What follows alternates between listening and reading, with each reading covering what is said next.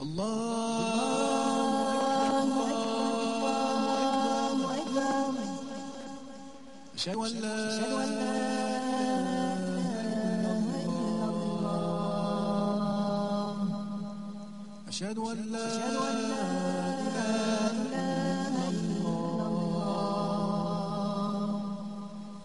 أن محمدا رسول الله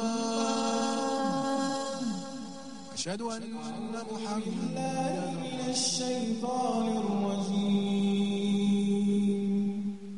بسم الله الرحمن الرحيم في بيوت أذن الله أن ترفع ويذكر فيها اسمه يسبح له فيها بالغدو والآصال رجال لا تلهيهم تجارة ولا بيع عن ذكر الله وإقام الصلاة وإيتاء الزكاة يخافون يوما تتقلب فيه القلوب والأبصار ليجزيهم الله أحسن ما عملوا ويزيدهم من فضله والله يرزق من يشاء بغير حساب صدق الله العظيم.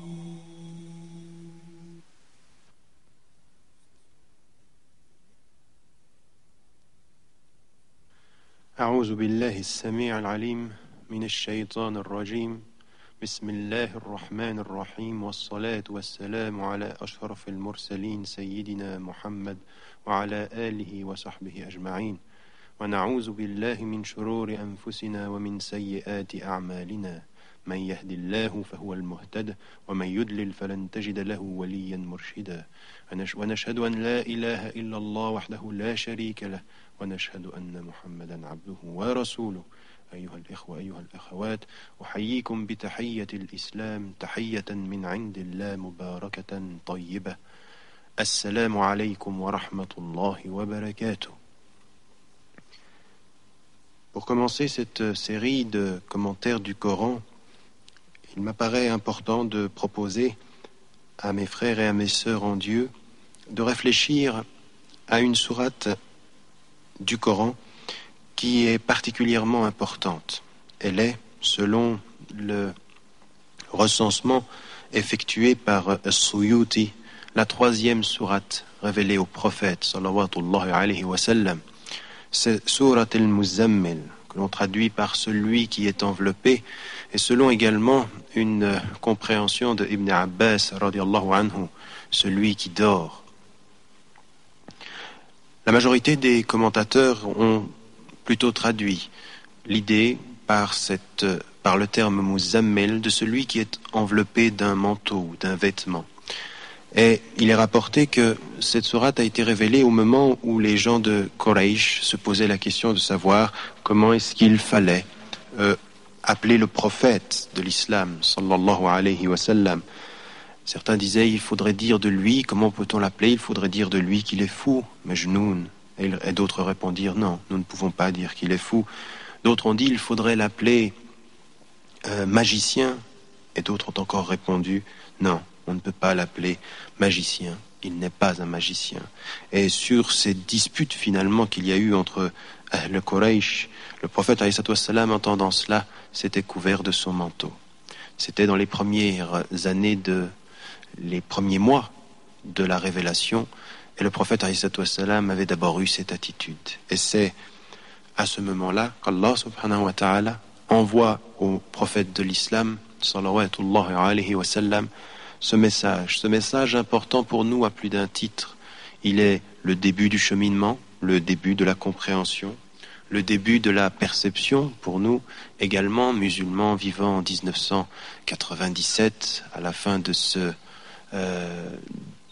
de ce millénaire selon l'ère chrétienne, en ce 15e siècle pour nous, de l'ère musulmane, de comprendre aussi comment Allah subhanahu wa ta'ala, qui a voulu une certaine pédagogie dans la révélation, qui a voulu faire cheminer avec le prophète sallallahu alayhi wa sallam l'ensemble d'une communauté à mieux comprendre ce en quoi elle croyait, ce qu'elle était, ce qu'elle devenait, ce qu'elle devait être.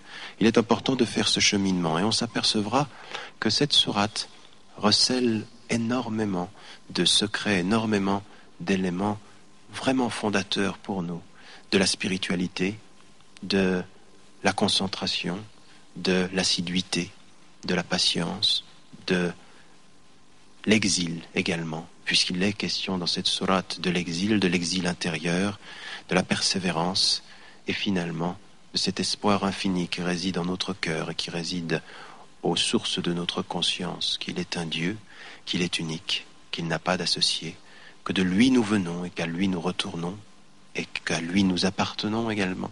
Eh bien, cette réflexion, elle est fondamentale pour nous en tant que musulmans.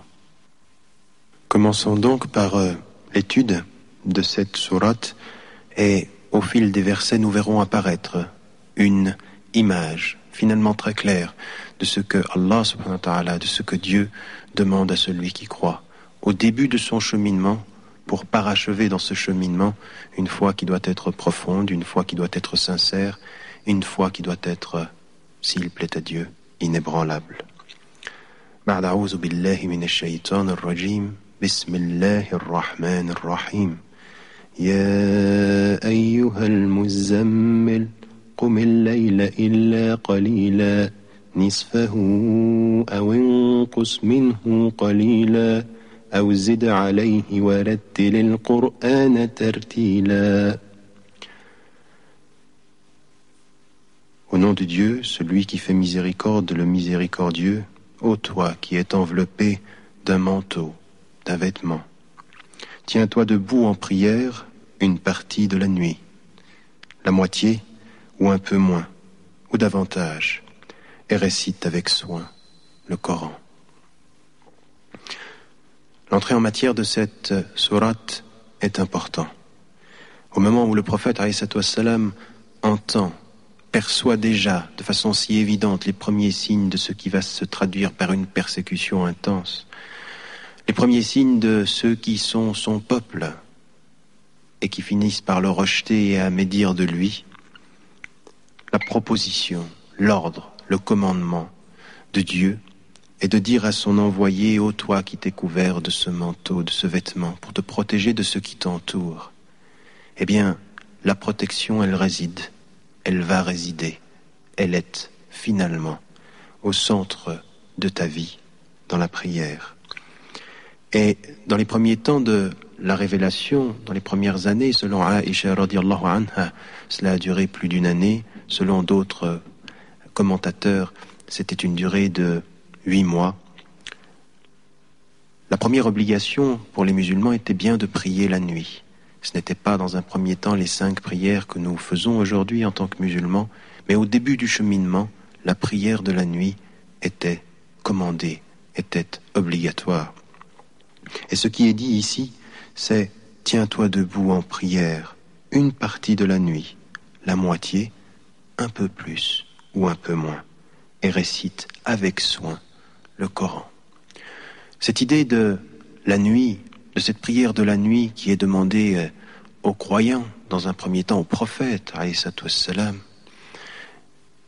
une longue prière finalement, qui dure longtemps, qui dure une grande partie de la nuit, qui est la véritable source à laquelle le musulman, en face de cet environnement hostile, avec Dieu, seul avec Dieu, empli de cette mémoire, empli de cette présence, va se retrouver dès les premiers moments de son cheminement, à trouver, à chercher, à demander et à attendre du Dieu le Très-Haut le soutien de cette force qu'il va recevoir par la prière.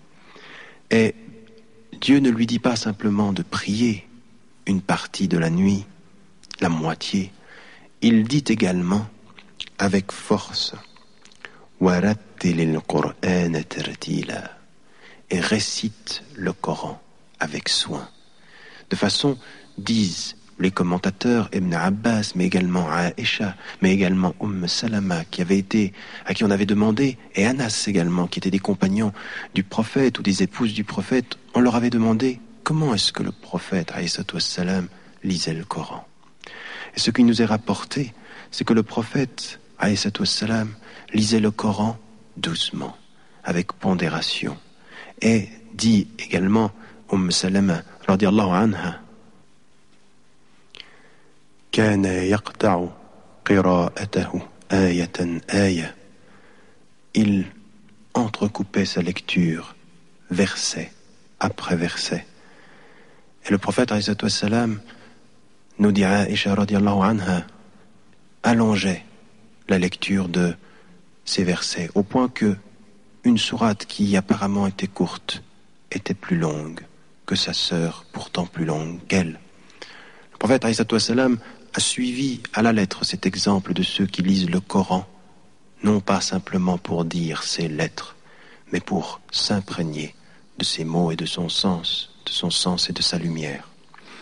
Et c'est ceci la protection de la prière, une lecture du Coran dans la prière qui rapproche de celui qui nous dit comment il faut prier, comment il faut dire le Coran.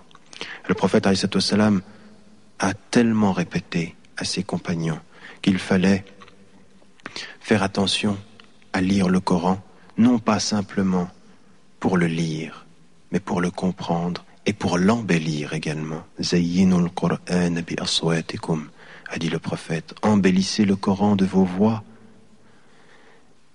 Et cette idée qui immédiatement apparaît ici dans cette sourate qui est, je le rappelle, l'une des premières, c'est la force de la prière de la nuit, commandée aux croyants au début du cheminement, comme si elle était une exigence pour renforcer la foi face à l'adversité, et avec une attitude face à cette lecture qui est une attitude de lecture pondérée, concentrée, approfondie, aimante, amoureuse de celui qui est l'amour, de Dieu des hommes qui s'approchent de nous quand nous nous approchons de lui. Et la belle lecture est une façon de s'approcher de celui qui a révélé le Coran aux hommes du haut de sept cieux. Cette première approche, elle se poursuit et s'approfondit avec les versets qui suivent.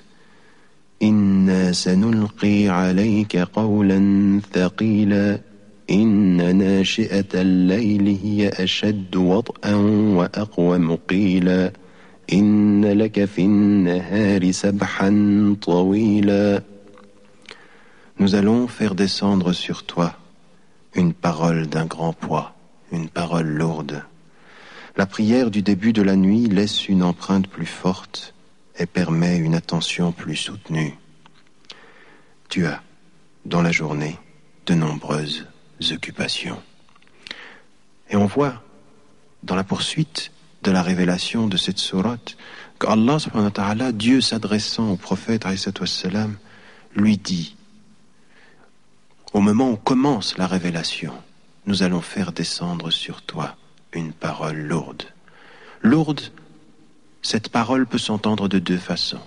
Littéralement, comme il est dit que le prophète, alayhi salam, quand il recevait cette révélation en période même de grand froid, suait tellement la chaleur le prenait, tellement il y avait un effort à faire à recevoir cette révélation, que son poids, le poids de ses jambes même devenait extrêmement lourd, difficile à supporter, tel que fut le cas d'ailleurs, selon les compagnons du prophète, alayhi salam, lorsqu'il recevait cette révélation alors qu'il montait sa chamelle. Cette perception, cette vision de cette révélation lourde, elle l'est également dans un sens profond. C'est que ce Coran est lourd de sens, est lourd de ce qu'il recèle de savoir, mais également de responsabilité humaine. De responsabilité humaine, car il est dit dans le Coran, si nous avions fait descendre ce Coran sur une montagne, tu l'aurais vu s'effriter, s'effondrer, de peur. De cette peur de la force qu'il y a dans ce Coran. Et d'humilité, de l'humilité de savoir, elle, la montagne, que le Dieu des cieux et de la terre, a fait descendre la voix, la lumière, la direction, le rappel. Cette dimension, pour nous, en tant que musulmans, elle est fondamentale. Et il est dit au moment où le prophète, alayhi wassalam, comprend qu'en face de lui, il y a l'adversité, comprend qu'il y a en lui la responsabilité, porter le Coran, la lourdeur de tout ce qui peut être la force et la compréhension de la responsabilité des hommes devant Dieu, le Créateur. Et ce qui est dit également, c'est que avec cette parole de grand poids, il y a une prédisposition de l'homme à la recevoir, une prédisposition de l'homme à la comprendre, et il faut qu'il s'y prédispose, tant il est vrai que les paroles du plus grand sens, les paroles de la plus grande émotion, les paroles de la plus grande force, si elles n'ont comme réceptacle, si elles ne sont accueillies que par un homme négligent, un homme occupé, préoccupé, distrait, éparpillé, elles ne rencontreront pas le sol fertile où elles trouveront la possibilité de prendre racine. Et c'est pour ça qu'il est dit dans ces paroles que c'est la nuit que le prophète alayhi wassalam va recevoir et va comprendre, et par sa prière va trouver la lumière. Dans la nuit, trouver la lumière et comprendre le sens. La prière du début de la nuit laisse une empreinte plus forte et permet une attention plus soutenue. Tu as dans la journée de nombreuses occupations. Tant il est vrai que pendant cette nuit, et nous devrions nous en souvenir, nous les musulmans qui prions 5 fois par jour aujourd'hui, 5 fois par jour, et les prières parmi les 5 que nous faisons, durant lesquelles nous élevons la voix et que nous prions à voix haute, sont les prières de la nuit. Faites à son heure la prière du Maghrib, faites à son heure la prière du Isha, faites à son heure la prière du Subh. Toutes ces 3 prières, qui sont les 3 parmi les 5 que l'on dit à voix haute, sont des prières de nuit. Sont des prières où ce qui est demandé aux musulmans, c'est d'éveiller par la force de sa parole la densité de sa concentration. Et voilà ce qui est dit dès le début. Le prophète alayhi wassalam a immédiatement, et ses compagnons avec lui, une orientation, une direction, reçoit ce Coran en étant prédisposé à le comprendre. Prends les dispositions qu'il faut. La nuit en est une. La nuit en est une, loin des occupations, et quand tout le monde dort, être éveillé. Et quand tout le monde dort, réfléchir. Et quand tout le monde dort, se souvenir. Et quand tout le monde dort, prier.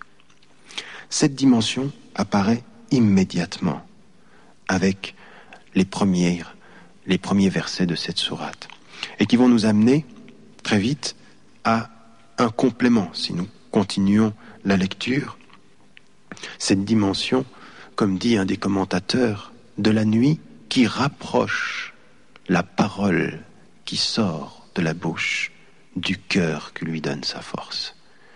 Dans la nuit, il y a vraiment une sorte de fusion possible entre la parole et le cœur, entre la lumière et son expression. C'est donc très vite pour les musulmans de comprendre la force, la nécessité pour nous, puisque nous sommes tous, et nous devons le comprendre tous d'une certaine façon au début du chemin. Et bien comme nous sommes tous au début du chemin, c'est de savoir faire vivre nos nuits, de savoir mettre de la lumière dans l'obscurité, de comprendre de l'intérieur du cœur. Allahu waliyyul ladina amanu yukhrijuhum minadh dhulumati ila an-nur. Dieu est le maître de ceux qui croient ou qui portent la foi. Il les fait sortir des ténèbres vers la lumière. Et ce peut être cela, quelque chose qui se passe dans la nuit. Ce peut être cela, nous dit le Coran dès la première révélation, la dimension véritable de la révélation de la nuit. Ce qui vient ensuite poursuit et approfondit cette notion du don de soi dans la nuit à Allah subhanahu wa ta'ala, à Dieu. وَاذْكُرِ اسْمَ رَبِّكَ وَتَبَتَّلْ إِلَيْهِ تَبْتِيلًا رَبُّ الْمَشْرِقِ وَالْمَغْرِبِ لَا إِلَهَ إِلَّا هُوَ فَاتَّخِذْهُ وَكِيلًا. Ce qui nous est dit ici, dans ces 2 versets, également qui sont de grande importance. Invoque le nom de ton Seigneur, consacre-toi totalement à lui, donne-toi entièrement pour lui. Il est le Seigneur de l'Orient et de l'Occident. Il n'y a de Dieu que lui. Ces deux versets poursuivent, comme je l'ai dit, le sens que nous avons dans la première dimension de ces versets. Ce que nous avons ici, c'est d'invoquer, de se rappeler le nom d'Allah subhanahu wa ta'ala. Tant il est vrai que le prophète alayhi salam ne cessait de dire à ses compagnons: multipliez le rappel d'Allah, multipliez le fait de dire avec vos bouches le nom de Dieu, Allah subhanahu wa ta'ala. Et cette dimension, elle est de se souvenir en permanence et de se donner totalement, d'être pour lui en cette terre, qu'il devienne pour nous le centre, l'axe, l'orientation, la lumière de tout ce qui donne sens, qui éclaire, qui oriente, qui dirige, qui façonne nos actes, nos pensées, notre être et notre identité. Et Allah subhanahu wa ta'ala, Dieu dit immédiatement à son prophète, alayhi wassalam, de se souvenir de Dieu et de se consacrer à lui. Dans la compréhension pour nous de ce cheminement, pour qui d'entre nous commence aujourd'hui, depuis quelques jours, depuis quelques semaines, à faire la prière? Pour qui fait la prière depuis quelques mois, quelques années? Pour qui fait la prière depuis sa tendre enfance? Pour qui n'a connu que la famille où l'on priait? Pour qui, au contraire, n'a pas connu la famille où l'on priait? Ou a connu peut-être même l'errance, ou la distance, ou l'oubli et la négligence? Eh bien, le cheminement, il est le même. Et il n'est pour chacun d'entre nous que l'approfondissement, l'augmentation, l'intensification de ce travail de la foi qui se souvient de Dieu par son nom et approfondit le rapprochement par le don de soi. Et ceci, nous voyons dans cette sourate qu'au début de notre chemin, au début de notre cheminement vers Allah subhanahu wa ta'ala, parce que ce que nous voulons le plus au monde, c'est d'être parmi les rapprochés, bien au début de cette dimension-là, ce qui nous est dit, c'est: mets-toi dans la disposition de recevoir, et la nuit est meilleure que le jour, le silence est meilleur que le bruit, le rappel avec ta langue est la nécessité de l'éveil de ton cœur. Et le cœur, il faut que tu fasses en sorte, par un effort personnel, par une disposition que tu prends, par un effort permanent, de le mettre à la disposition d'une bouche qui se rappelle, pour qu'elle ne se rappelle pas simplement les lettres d'un mot, mais le respect de la présence. Cette dimension-là, elle apparaît véritablement, au point qu'immédiatement après le fait de se rappeler le nom, d'invoquer Dieu, d'être complètement pour lui, immédiatement, le verset qui suit se rappelle de l'intimité, eh bien, il y a cette dimension. Il est le Seigneur de l'Orient et de l'Occident. Une dimension intime qui fait que nous nous rapprochons de celui qui est proche. فَإِنِّي قَرِيبٌ, je suis certes proche, avec cette dimension de Rabbul Mashriq wal Maghrib, le Dieu de l'Orient et de l'Occident, au-delà de tout, une proximité infinie et une majesté suprême. Cette dimension pour nous, elle est tout ce que nous devons faire pour cheminer, comprendre sa grandeur, être persuadé de son rapprochement, de sa présence, de son intimité, dans la nuit plus qu'à n'importe quel moment. Et la fin du verset, qui apparaît ici comme quelque chose qui est une confirmation de ce que le prophète alayhi salam est venu dire à Ahl Quraysh: La ilaha illahu, il n'y a de Dieu que lui. Il est l'unique, il est tout, il n'y a rien d'autre que celui qui a tout créé. Et donc, ce que tu dois faire dans ce cheminement, qui est finalement un retour à ton intériorité, ce que tu dois faire, c'est fattakhidhu wakila. Prends-le donc comme protecteur. Prends-le donc comme protecteur. Et la nuit qui réveille nous fait rencontrer, nous fait nous approcher de celui qui nous donne les moyens de la protection, la disposition à être avec lui, la prière qui nous rapproche de lui, la foi qui nous enveloppe de sa protection. Cette dimension apparaît encore dans ce qui vient ensuite, où il est dit au prophète alayhi wassalam, wasbir ala ma yaqulun wahjurhum hajran jamila. Ce verset qui vient ensuite également apporte une dimension majeure. Supporte patiemment leur discours. Sois patient, sois persévérant par rapport à ce qu'ils disent.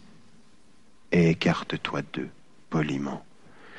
Écarte-toi d'eux ici, wahjurhum hajran jamila, c'est exile-toi d'eux d'un bel exil. Dimension fondamentale, et on s'en aperçoit. Et nous, les musulmans, nous devons beaucoup réfléchir à ça, et en particulier à ceux à qui je m'adresse au travers de ces cours, les musulmans qui sont en Europe, qui sont en Occident. Le cheminement de cet effort de la nuit, le cheminement de cet effort de la prédisposition à être avec Dieu, cette prédisposition à lutter contre la négligence, et en même temps, un commandement, ce travail-là, doit nous amener à la persévérance, à la patience, au fait de la résistance. Contre quoi? Eh bien, il était dit ceci au prophète, alayhi wassalam, au moment où il reçoit la révélation et où son peuple le nie, le refuse, le méprise, l'insulte et est prêt, ce peuple, à l'éliminer. Persécution de tous les instants, persécution dans l'humilité, persécution dans l'humiliation, mais supportée avec humilité, sans réagir pour rentrer à l'intérieur, comme si dans cette sourate nous avions deux fois l'appel à revenir à l'intérieur, à trouver la force à l'intérieur, à commencer son cheminement de l'intérieur, à être avec Dieu, avec son cœur, pour pouvoir savoir l'être plus tard, avec son être, avec son corps, avec son esprit, être avec lui totalement.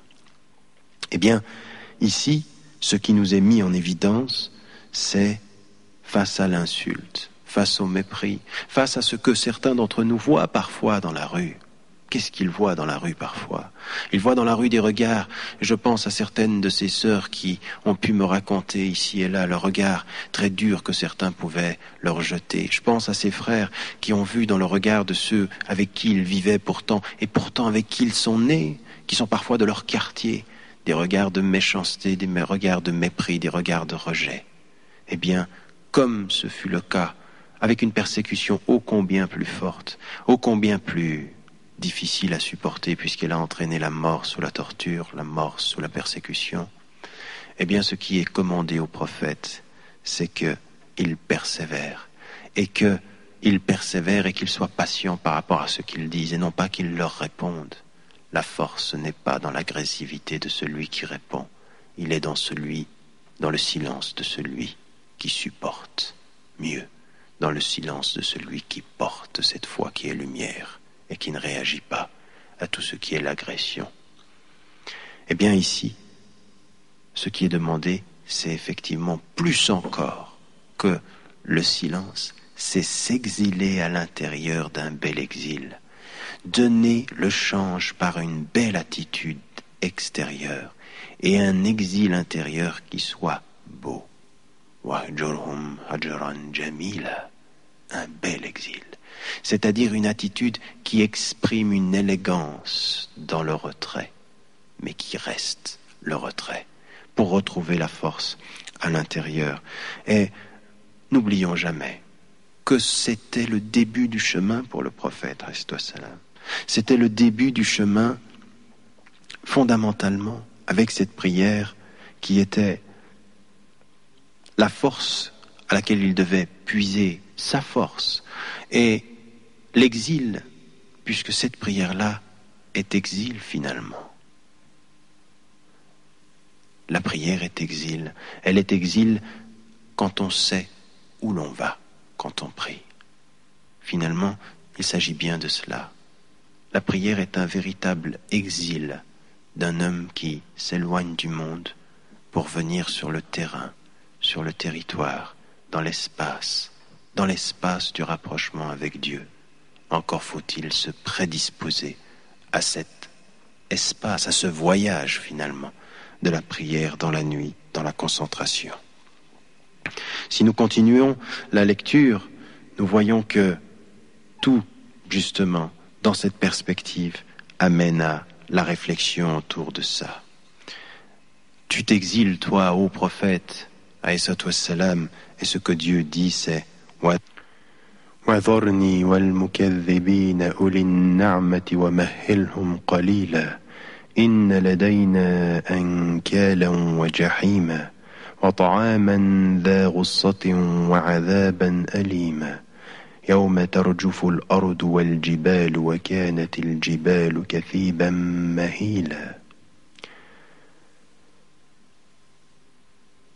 Laisse-moi avec ceux qui crient au mensonge, avec ceux qui vivent dans l'aisance et accordent-leur un court répit. Nous détenons en vérité des chaînes, une fournaise, une nourriture qui reste dans la gorge, et un châtiment douloureux.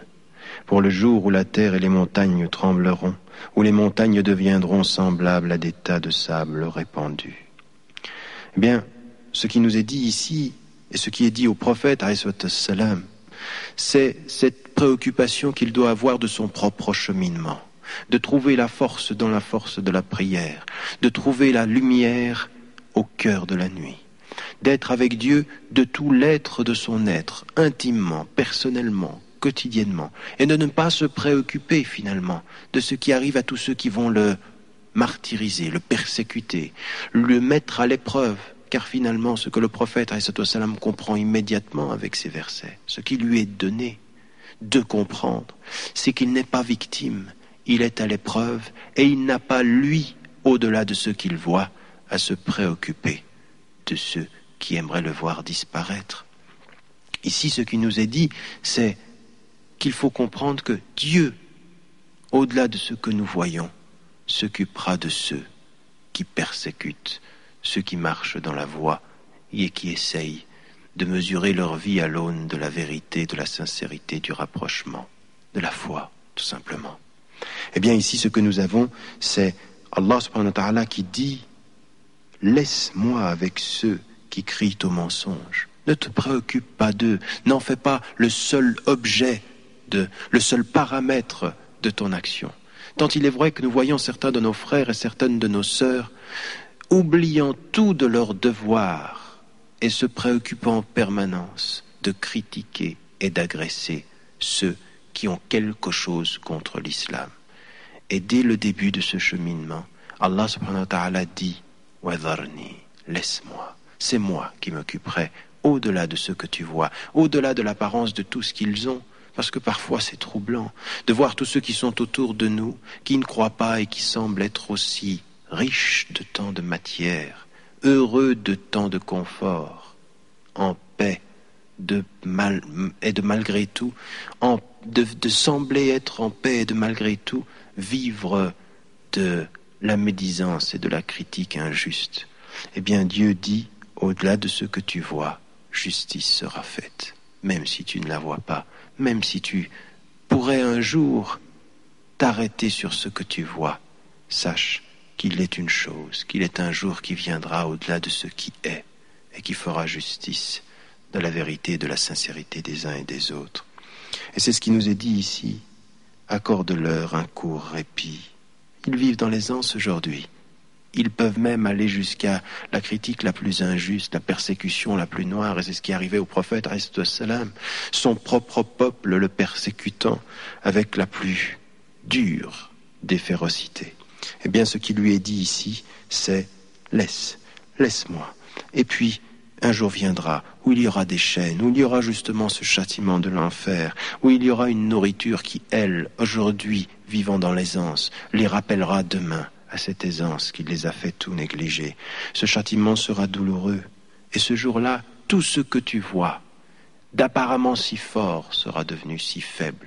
L'homme, dans l'aisance qui te critique, la communauté dans sa force qui te persécute, la montagne dans sa majesté qui tremblera et qui deviendra semblable à un tas de sable répandu. Tout ce que tu vois et qui te paraît si fort dans la réalité, eu égard à une illusion d'optique, n'est finalement que très faible en face de celui qui a la majesté de la force, l'unique auprès de qui tu retourneras et qui fera justice. Plus loin encore, au-delà de ce que tu vois, Allah subhanahu wa ta'ala, dès le début de la révélation, a toujours associé, mais il le commence immédiatement à associer la dimension de ce que tu vois autour de toi, les montagnes, l'espace, l'environnement, avec la dimension historique. Et c'est immédiatement après cela qu'Allah subhanahu wa ta'ala nous rappelle l'histoire. إنا أرسلنا إليكم رسولا شاهدا عليكم كما أرسلنا إلى فرعون رسولا.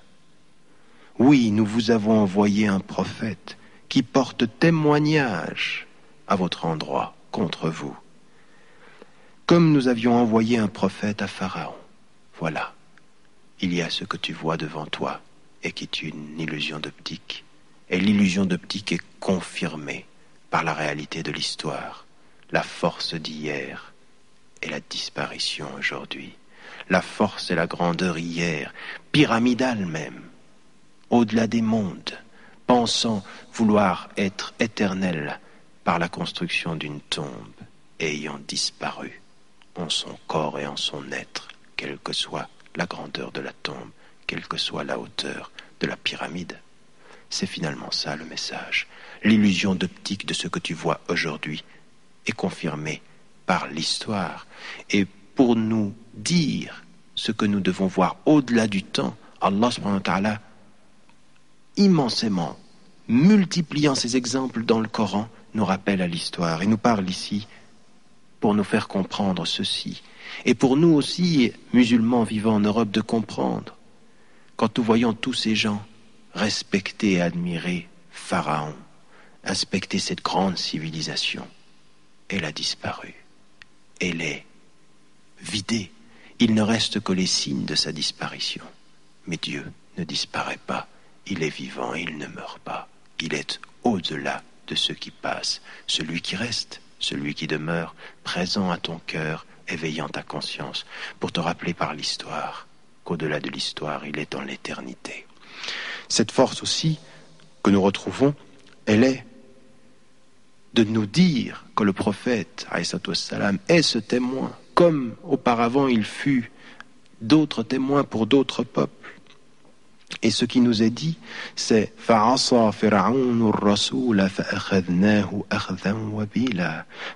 a désobéi au prophète et nous l'avons durement châtié.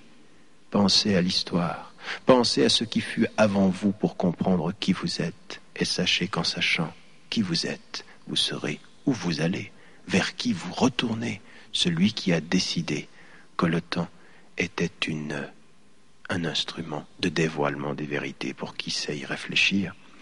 Cette dimension également, elle est poursuivie. فَكَيْفَ تَتَّقُونَ إِن كَفَرْتُمْ يَوْمًا يَجْعَلُ الْوِلْدَانَ شِيبًا. Si vous avez été incrédule, comment vous défendrez-vous le jour où les enfants deviendront comme des vieillards?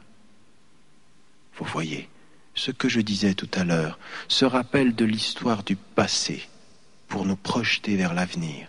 Pensez à ce qui fut et qui a disparu pour savoir que vous allez disparaître à votre tour dans cet avenir. Et nous le savons nous-mêmes quand nous lisons ceci, que ces paroles ont été révélées au prophète, alayhi wassalam, qu'il les recevait dans son présent pour qu'il pense au passé, et que nous aujourd'hui, futurs de ce qui a été la vie du prophète, alayhi wassalam, et de ses compagnons, nous voyons ce qui s'est passé, sa persécution, sa propre histoire qui a suivi d'autres histoires, avec la particularité qu'elle est pour nous la dernière des histoires sacrées, puisque le prophète alayhi wassalam est le dernier des envoyés. Eh bien ici, nous avons justement ce rappel de cette projection vers l'avenir. Si vous n'êtes pas croyant aujourd'hui, qui vous défendra demain d'avoir été négligent de l'espace, d'avoir été négligent de l'histoire, d'avoir entendu ces paroles lourdes et de les avoir prises si légèrement? Et si nous continuons encore la projection vers le futur, il est effectivement confirmé ici, ce rappel vers le futur, que nous sommes en présence d'une révélation. As-samā'u munfatirun bih, kāna wa'duhu maf'ūla. Devant cela, le ciel se fondra et la promesse s'accomplira. Certes avec certitude, certes dans la plus grande des intensités de celui qui croit, la compréhension profonde que l'histoire dit l'avenir. Que Allah subhanahu wa ta'ala, par les histoires qu'il nous raconte, des prophètes qui ont précédé le prophète, alayhi salam, eh bien, il nous dit l'avenir. Mieux se souvenir de ce passé pour préparer son avenir. C'est cela, la révélation fondamentale. Et c'est ceci qui est confirmé. Inna hadhihi tadhkira, faman sha'a ittakhadha ila rabbihi sabila. Ceci est vraiment un rappel, et c'est le 4e nom du Coran, le rappel al-dhikr. C'est un rappel que celui qui le veut prenne donc un chemin, le chemin vers son Seigneur. Et c'est bien ce que je disais au début de cette explication. C'est un cheminement qui commence par une prédisposition, qui commence également par une façon de voir l'univers autour de soi, ces montagnes qui ne seront rien, voir ceux qui sont dans l'aisance et qui sont pourtant médisants, menteurs, injustes, ils sont rien. Ils disparaîtront, comme disparaîtront ces montagnes, comme sont disparus les peuples orgueilleux auparavant, ils sont disparus, parce que la disparition est le signe qu'il est lui, au-delà de ce qui disparaît, celui qui accompagne ceux qui croient en lui. Eh bien, cette dimension fondamentale, c'est ce rappel. Si Dieu le veut, alors on suivra son chemin.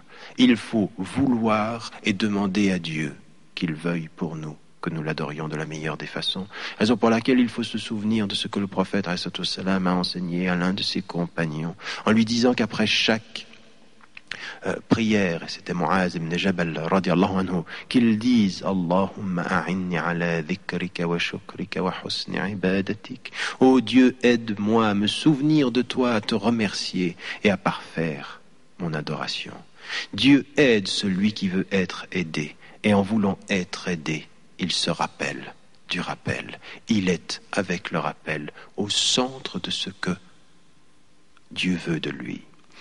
Et si nous continuons, nous comprenons que les compagnons, dès le début, comprenant l'obligation qui va ensuite disparaître, car la prière de la nuit, qui fut d'abord une obligation, va être remplacée par les 5 prières quotidiennes. Mais ce que Dieu dit, c'est que dès le début, il voyait, reconnaissait et accompagnait de sa force, protégeait ses compagnons du prophète alayhi salam, qui avec lui priaient pendant la nuit. Inna rabbaka ya'lamu annaka taqumu adna min thuluthay al-layli wa nisfahu wa thuluthahu wa ta'ifatun min alladhina ma'ak wallahu yuqaddiru al-layla wan-nahar علم أن لن تحصوه فتاب عليكم فقرأوا ما تيسر من القرآن. Ce qui nous est dit ici, c'est la poursuite de cette compréhension. Oui, ton Seigneur sait que toi et un grand nombre de ceux qui sont avec toi, vous vous tenez debout en prière, près des 2 tiers ou de la moitié ou du tiers de la nuit. Dieu fixe la mesure de la nuit et du jour. Allah subhanahu wa ta'ala a reconnu, il sait, Dieu, que vous n'en faites pas le compte exact et il vous pardonne. La reconnaissance de ce prophète alayhi salam qui a commencé son cheminement dans une spiritualité, la recherche d'une spiritualité intense dans la nuit, priant 1 tiers, 2 tiers, plus que la moitié de la nuit pour se rapprocher d'Allah subhanahu wa ta'ala. Et cette obligation va être levée par la suite.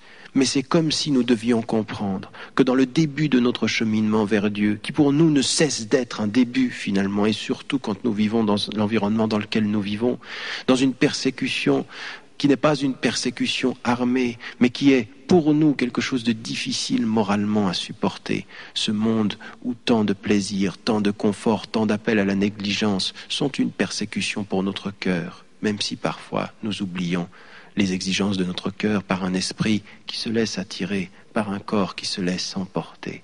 Eh bien, cette dimension pour nous de cette perception fondamentale, il faut la comprendre et il faut aller en ce sens-là. comprendre ce qui nous est dit ici d'Allah subhanahu wa ta'ala, qui donne la possibilité maintenant aux musulmans de diminuer. Yukhaffif alayhim. Il diminue l'exigence qu'il avait sur eux. Et c'est ce que nous avons dans la continuation de ce verset. فَقْرَأُوا مَا تَيَسَّرَ مِنَ الْقُرْآنِ عَلِمَ أَنْ سَيَكُونُ مِنْكُمْ مَرْضَى وَآخَرُونَ يَضْرِبُونَ فِي الْأَرْضِ يَبْتَغُونَ مِنْ فَضْلِ اللَّهِ وآخرون يقاتلون في سبيل الله فقرأوا ما تيسر منه وأقيموا الصلاة وآتوا الزكاة وأقرضوا الله قرضا حسنا وما تقدموا لأنفسكم من خير تجدوه عند الله هو خيرا وأعظم أجرا. Récitez donc à vous haute voix ce qui vous est possible du Coran. Il sait que certains d'entre vous sont malades, que d'autres parcourent la terre à la recherche des bienfaits de Dieu, et que d'autres encore luttent dans le chemin de Dieu. Récitez donc à haute voix ce qui vous est possible du Coran. Acquittez-vous de la prière, faites l'aumône et consentez à Dieu un prêt généreux. Vous retrouverez auprès de Dieu sous la forme d'une récompense meilleure et plus abondante le bien que vous aurez acquis à l'avance pour vous-même. Cette dimension où Allah subhanahu wa ta'ala dit savoir aujourd'hui que parmi ceux qui se lèvent la nuit et qui ont tout donné de leur être pour Allah subhanahu wa ta'ala, dans leur compréhension que c'est ce qui était nécessaire pour acquérir cette force de la spiritualité, qui était finalement, ou qui restera et qui demeurera jusqu'à la fin des temps, et c'est ce que nous devons comprendre en tant que musulmans, la seule force, la force du cœur, la force de l'être, la force de la lumière intérieure, contre toutes les persécutions, contre toutes les insultes.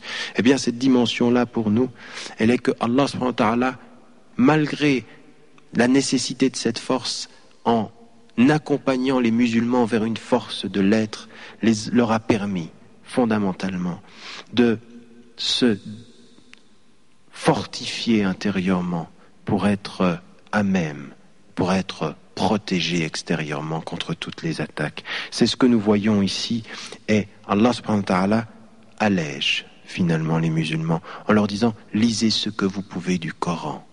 C'est ce qui fera dire à Abu Hanifa radiyallahu anhu que même une prière sans la Fatiha, puisque c'est ce qu'il est possible de lire du Coran, comme il est dit ici, eh bien même une prière sans la Fatiha est une prière qui est reconnue, à l'opposé de tous les autres, la majorité des autres savants qui diront que, sur la base du hadith du prophète, il n'y a pas de prière pour celui qui ne récite pas la Fatiha. Eh bien, cette dimension, elle est d'un allègement d'Allah subhanahu wa ta'ala. Dites ce que vous pouvez du Coran, mais levez-vous quand même. Il sait, Allah, qu'il y a des malades. Il sait qu'il y a des gens qui travaillent. Il sait qu'il y a des gens qui luttent dans la voie d'Allah. Il sait que notre vie nous prend du temps. Mais malgré tout, lisez ce que vous pouvez. Récitez donc ce qu'il vous est possible de réciter. Et c'est pour nous un signe que, malgré l'allègement, il demeure. Que l'obligation est levée, mais la recommandation demeure, de se lever la nuit pour se protéger, d'appeler la lumière dans la nuit, de prier quand les gens dorment. Et c'est ce que le prophète salam, arrivant à la Mecque arrivant à Médine avait dit, sallallahu alayhi wa sallam. Il avait dit avec force, wa sallu wan-nasu niyam, priez quand les gens dorment. Et cette dimension, il faut la préserver, et il faut réciter de ce Coran ce qu'il nous est possible de réciter, et il faut s'acquitter de la prière, et il faut s'acquitter de l'aumône, et voilà les prescriptions. Et faites un don généreux de vous-même à Dieu. C'est le meilleur des dons, c'est le meilleur des commerces, c'est le meilleur des offres que vous pouvez faire. Faites don de vous-même à Dieu, donnez-vous à lui, et ce que vous avez donné vous sera rendu par une récompense qui dépasse toutes les récompenses imaginables pour nous. Au-delà de tout, le fait d'être au paradis, au-delà de tout d'être au paradis et d'avoir davantage encore la joie et le plaisir de pouvoir voir celui qui est le créateur des cieux et de la terre. Cette dimension, elle est fondamentale dans le cheminement de chacun, une sourate du début qui nous dit tellement qu'il faut se donner la possibilité de recevoir ce que Dieu nous donne, qu'il ne s'agit pas de lire avec la tête, mais d'accueillir avec le cœur, qu'il ne s'agit pas de vivre sa vie quotidienne en disant « je crois », mais qu'il faut parfois se lever la nuit en confirmant par le témoignage, en renforçant par le lever, par l'éveil, que la lumière est avec nous et que nous la cherchons. Ce sont des signes, ce sont des signes. Simahum fi wujuhihim. Il y a un signe dans leur visage, nous dit le Coran. Ces êtres qui se lèvent la nuit et qui essaient d'être des rapprochés, minal muqarrabin, minal rabbaniyin, ceux qui essayent d'être des rapprochés et qui ont tout voué à Allah subhanahu wa ta'ala. Voilà la dimension fondamentale. Voilà ce qu'au bout du chemin, nous devons retrouver, et même si l'obligation n'est plus, il reste la recommandation forte de se lever, de prier la nuit, de se protéger, de s'exiler de ce monde à l'intérieur. Et si je peux donner une recommandation à moi-même et à l'ensemble de mes frères et de mes sœurs en islam, c'est bien celle-ci, celle qui nous devient du haut de sept cieux, dit au prophète de l'islam, salawatullah alayhi wa sallam, de s'exiler de belle façon, mais de s'exiler intérieurement pour trouver au cœur de son cœur le sens de cette révélation qui seule nous protégera, qui seul, finalement, nous protège, au-delà de nos poings, au-delà de notre agressivité, au-delà de nos insultes, au-delà de leurs armes, au-delà de leur mépris, au-delà de tout ce qu'ils pourraient nous présenter de regards durs. Notre bonté fait notre force, notre lumière fait notre rayonnement. Et les derniers mots de cette sourate, « Wastaghfirullah, inna Allah ghafurur rahim » Demandez pardon à Dieu. Dieu est en vérité celui qui pardonne, il est miséricordieux. Dans le cheminement, nous commettrons des erreurs. Dans les cheminements, nous commettrons la négligence. Et combien sommes-nous, tous finalement, nous le sommes, à vivre de cette négligence, de parfois cet oubli d'être attirés par un monde dont le but est de nous attirer. Nous commettrons cela, nous ne sommes pas des anges, nous sommes des êtres humains. Et Dieu a voulu que nous fassions des erreurs et que nous demandions pardon. Sachons humblement faire cela, demander pardon, revenir à lui humblement. Notre grandeur provient de notre humilité, notre lumière provient du fait de savoir que parfois nous sommes très ombrageux, très à l'ombre. Notre lumière vient de l'humilité de celui qui sait tellement l'ombre qu'il a l'humilité de chercher la lumière. C'est notre force, et de savoir au-delà de tout, quelque erreur que nous fassions, quelque erreur que nous ayons faite, que Dieu est celui qui pardonne et qu'il est miséricordieux. Premier indice très très fort d'un cheminement que chacun commence aussitôt que possible, le plus vite possible, parce que ceci est un rappel. Et que ce rappel, finalement, le pire qui puisse nous arriver, c'est de l'avoir entendu et de l'avoir oublié. C'est de l'avoir entendu et de l'avoir négligé dans notre vie. Et ce qui nous est demandé, c'est d'être humblement de ceux qui essayent le plus possible, avec la plus grande des sincérités, de se rapprocher. أقول قولي هذا وأستغفر الله لي ولكم.